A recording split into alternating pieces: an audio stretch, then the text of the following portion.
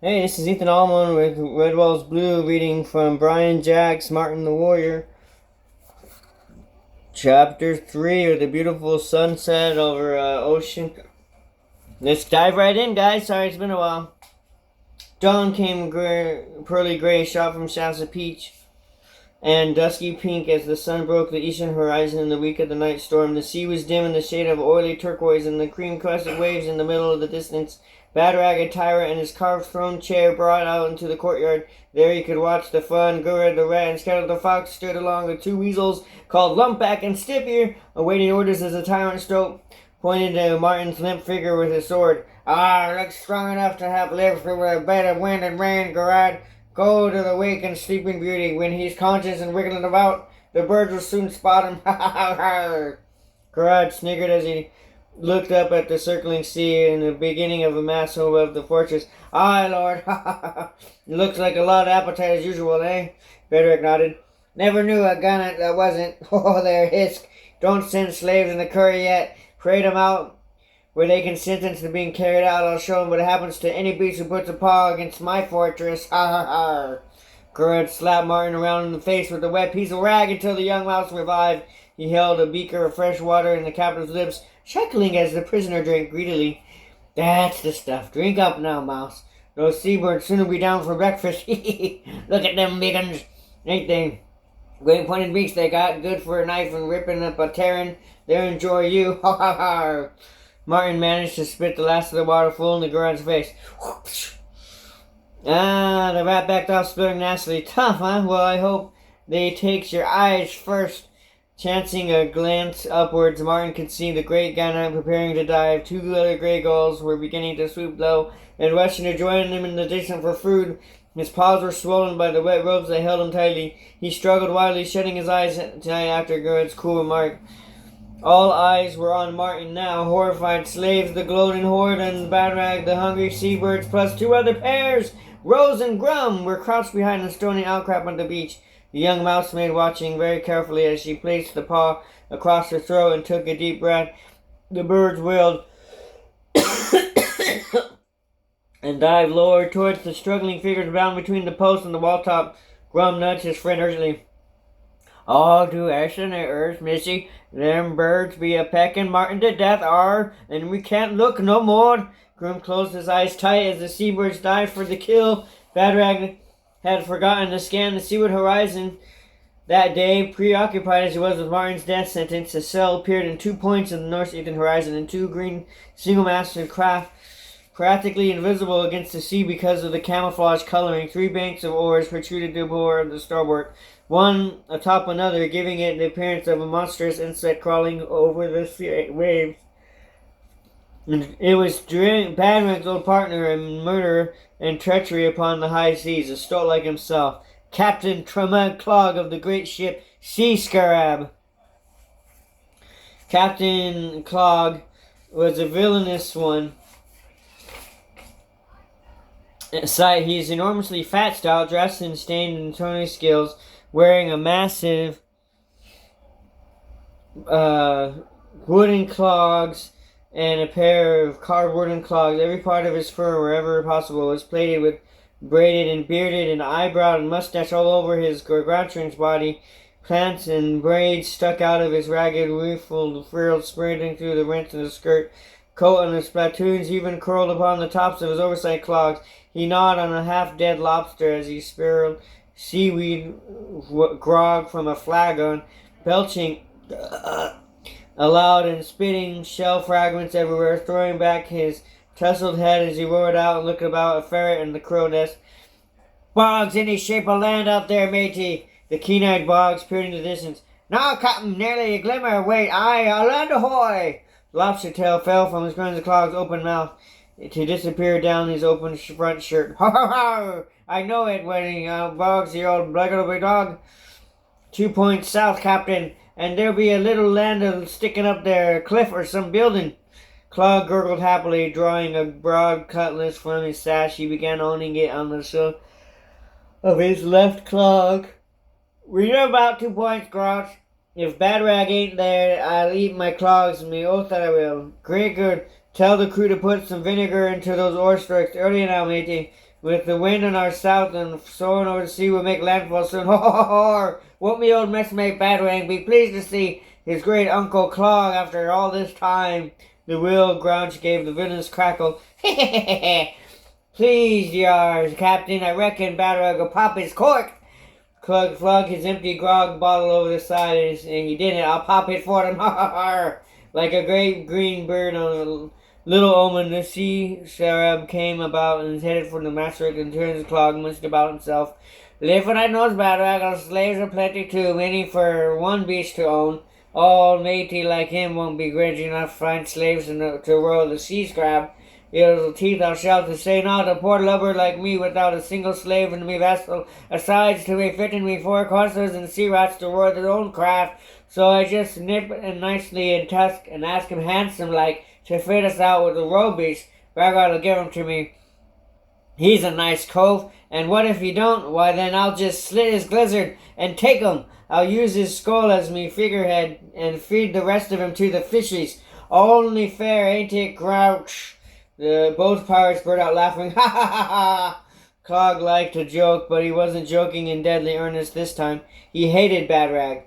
The seabirds came diving viciously at Martin's unprotected body. They were breathing in hair's breadth at his head, and his ear-splitting screech halfway between the whistle and the cry in the morning air. Immediately, scavenging birds swooped away and zoomed to I hear shrilling anxiously and the whirling about willy-nilly. Another loud screech followed.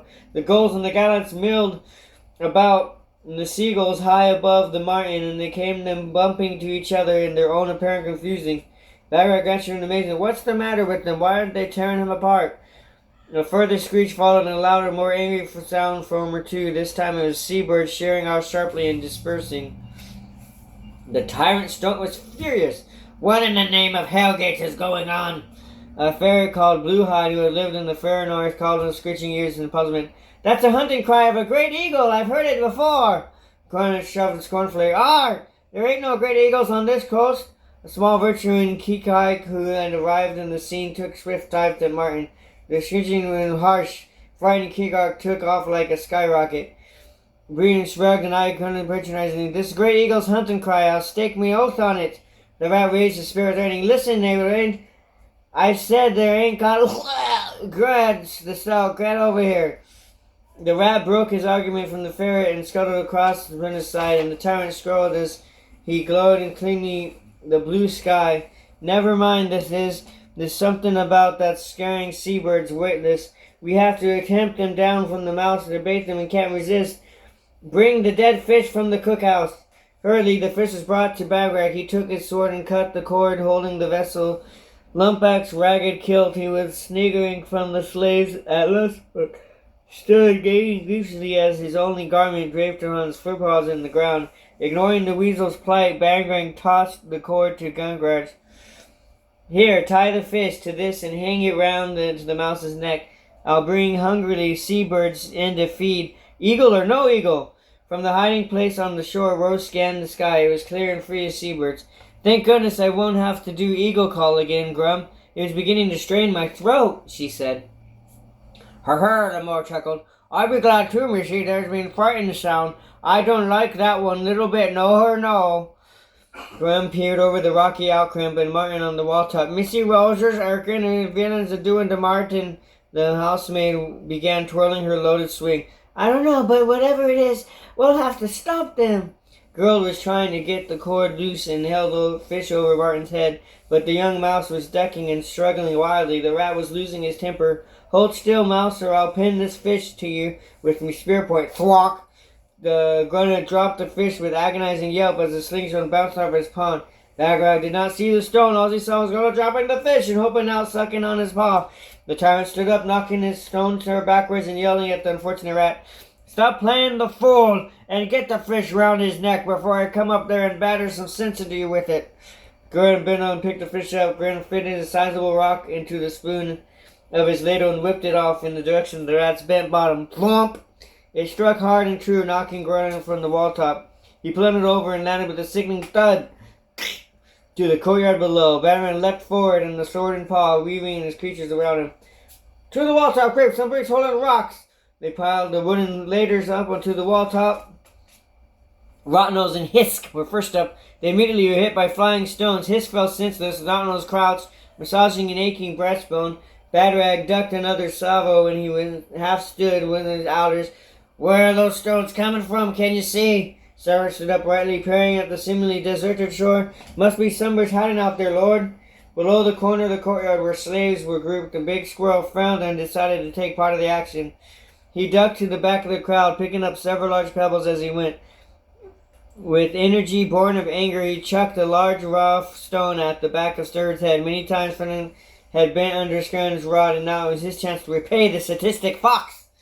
The flying rock did not strike Sturrid's skull. It narrowly missed, but it took half of his ear in the process, ripping it off as he whizzed by.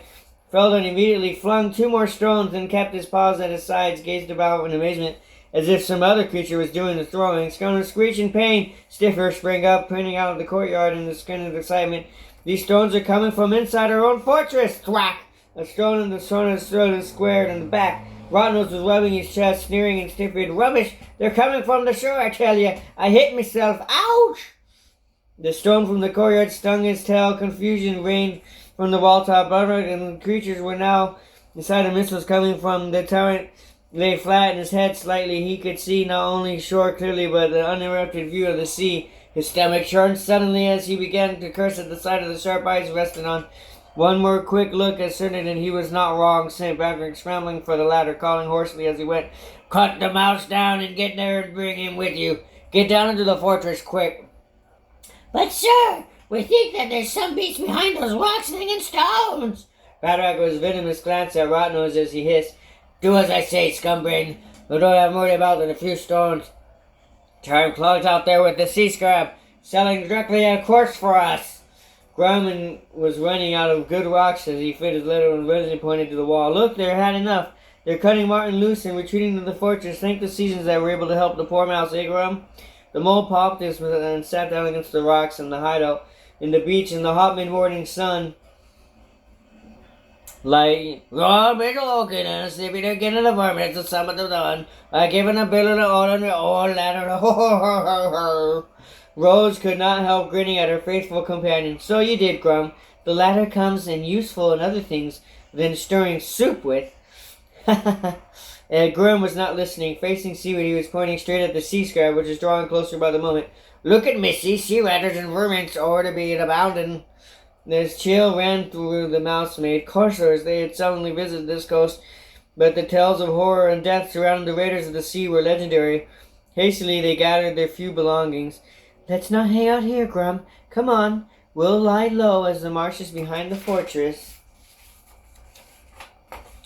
Captain Throg Clog, the venomous humor, he cut an awkward jig as his claw clattered noisily on the poop deck. "Ha ha ha!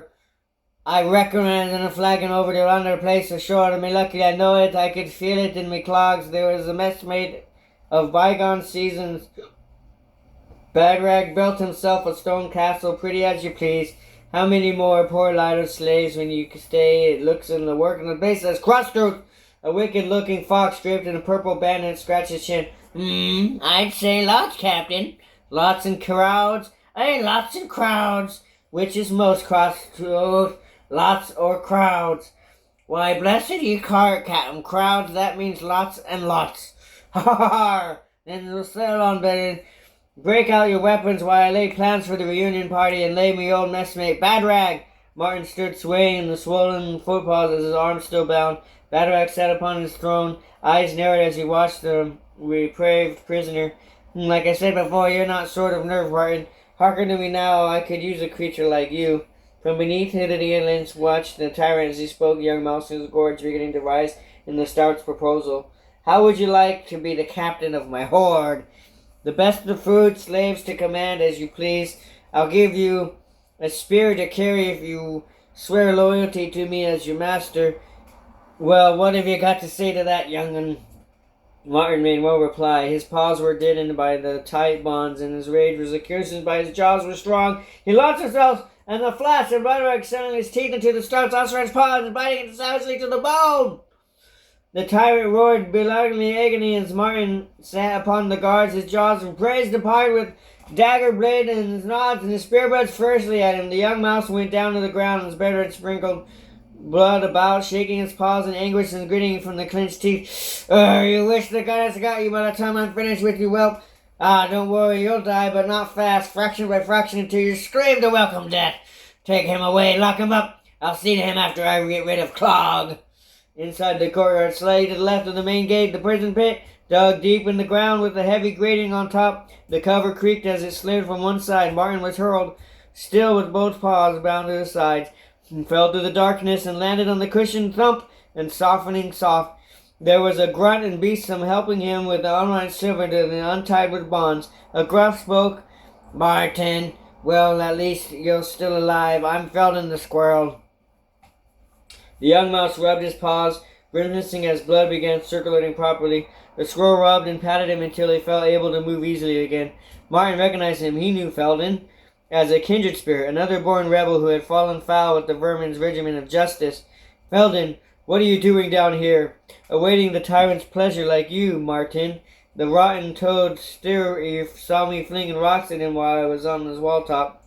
Still, you saved my old dad, and I did what I could for you, matey. Martin grasped the big squirrel's paws and darkens. You're a true friend, Felden. Thank you. They both sat on the hard-packed earth floor. There was a movement to Martin's right, and his tense, small, quiet voice echoed hollow in this pit. What do you suppose Badrag's going to do with us? Martin peered in the dimness.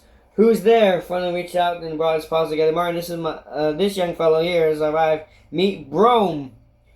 So, Brome, said Martin. He was younger and smaller than Martin and Felden, and his voice sounded tiny and frightened. I never did harm any beast.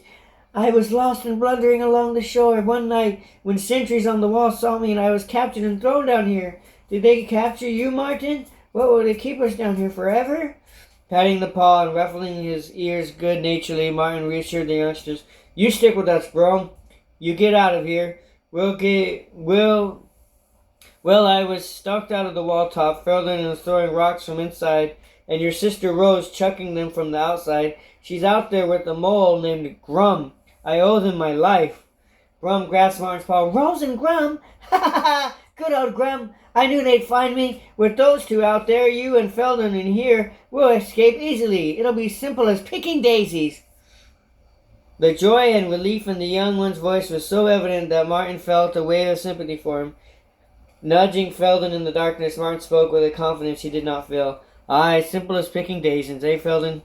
The squirrel was a kindly beast, and he threw his paws about both of them, playing along with Martin's bravado. Right, lads, 3 warriors like us and extra help from outside. Ha! The only thing we're gonna eat for dinner will be our dust when we scoot out of here, friends, together. Shortly after that, Brome fell asleep, cushioned between Martin and Felden. Their eyes now accustomed to the gloom, they sat staring at each other. Easy as picking daisies, huh? Well, that's the last time you picked daisies, matey. A long time ago, friend Felden. Some of them were pretty tough to pick, as I remember, but not impossible. Aye, with a little outside help, we might stand a chance. Martin yawned. And settled down beside Brome. Sleep first. Being tied on that wall top in the storm isn't the most restful place around here. We think of something later, friend. We can't disappoint this young'un. Felden sat listening to the soft snores of his companions. Oh yes, let's think of something later, he said, chuckling lightly to himself. How to sprout wings and defeat Badrag and his horde and his outside help from the mole and the mouse made by the brush. Why didn't I think of those 2 good ideas before? Chapter 4 next week. Please like and subscribe. Leave a comment. Bye-bye.